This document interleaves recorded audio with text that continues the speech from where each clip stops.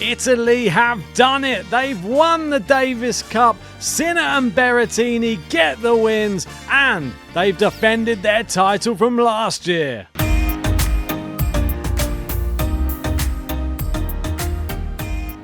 That's right, and before we go anywhere, smash a like, subscribe. Let's get stuck into it, and as we look over, we can see the trophy with the Italian flag blowing in the forefront of it.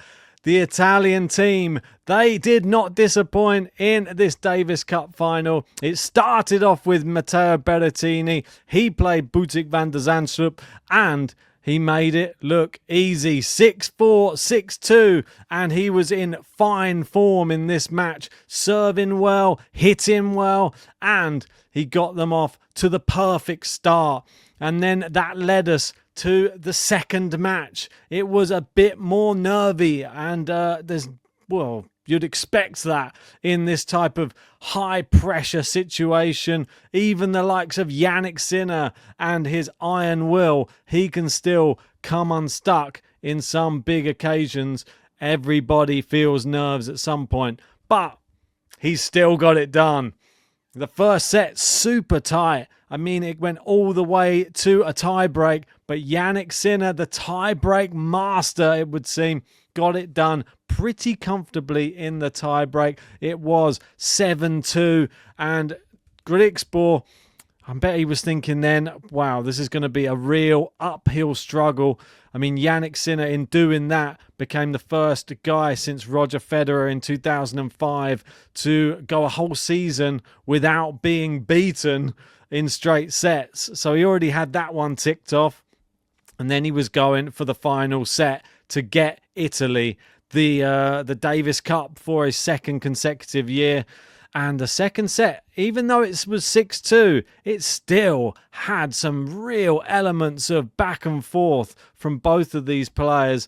I mean, Jannik Sinner got the break at 1-1, and you thought, well, he's just going to run away with it now. But no, Tallon Griekspoor dug in and played some incredible stuff for about 5 minutes of this match.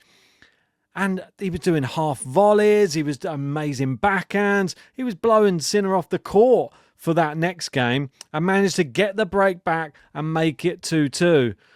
Well, we know what Sinner's like these days, because if you're going to go and do that to him, he's going to come back and do the same to you. It was an incredible next game, and Sinner managed to take it on the second breakpoint opportunity on a deuce. And I think once that break happened, that was the beginning of the end for the Netherlands, for Tallon Griekspoor. You saw he was notably crushed, and Sinner's level just kept on raising.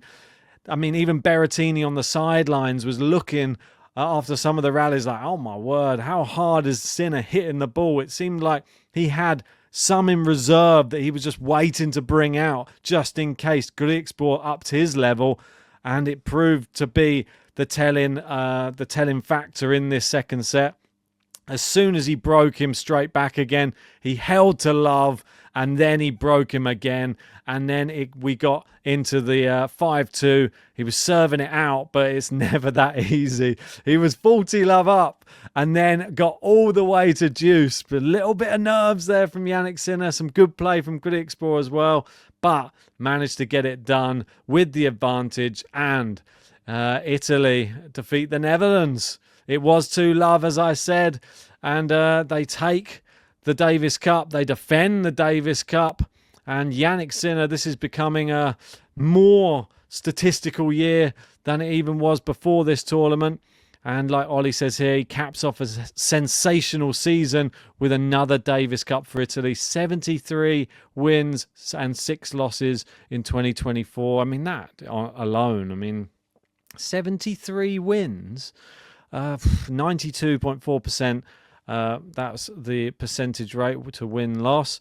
And these are some of the titles. Australian Open, Rotterdam, Miami, Halle, Cincinnati, US Open, Shanghai, ATP Finals, and top it off at the end with the Davis Cup as well. I mean, pretty incredible. and becoming back-to-back champions. They're the first country to do it since the Czech Republic. I believe it was about 10 years ago. And, Italy, before last year, they last won it in 1976. Now they've won it in 1976, 2023 and 2024. Italy's golden era has arrived, and you see the team there. I mean, absolutely fantastic stuff. And the fact that they've got the world number one, Jannik Sinner, leading the way as well is pretty incredible. He's not a flash in the pan. He's here to stay. And a 14-match winning streak, 26 sets in a row. The stats are just incredible. He's definitely going to be the favourite going into the Australian Open. He is a hard-court legend already, I would think, and a hard-court beast. Hard to think who beats Jannik Sinner on a hard court. Let me know in the comments section if you can think of anybody, because I sure can't right now. More good news for Italy. Italy are the third nation to win both the Davis Cup and the Fed stroke BJK Cup in the same season in the last 30 years after the Czech Republic and Russia. It's pretty incredible. Obviously, the Billie Jean King Cup, that was won just last week, and it was Jasmine Paolini leading the way.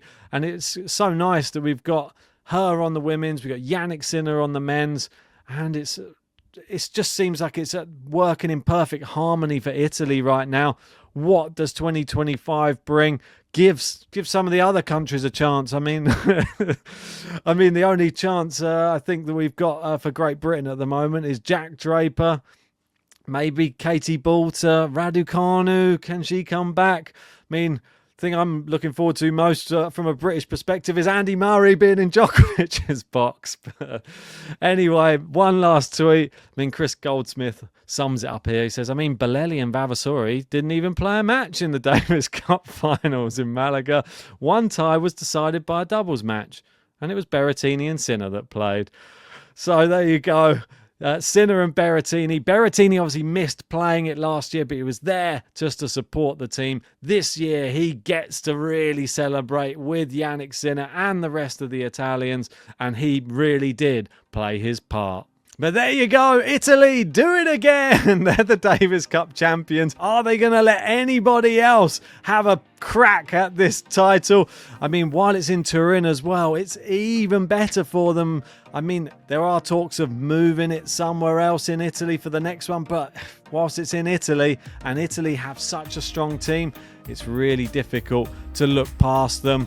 Let me know if you think anybody can challenge them in that comment section below. And if you haven't done so yet, smash a like, subscribe, and congratulate Italy, Davis Cup champions, yet again.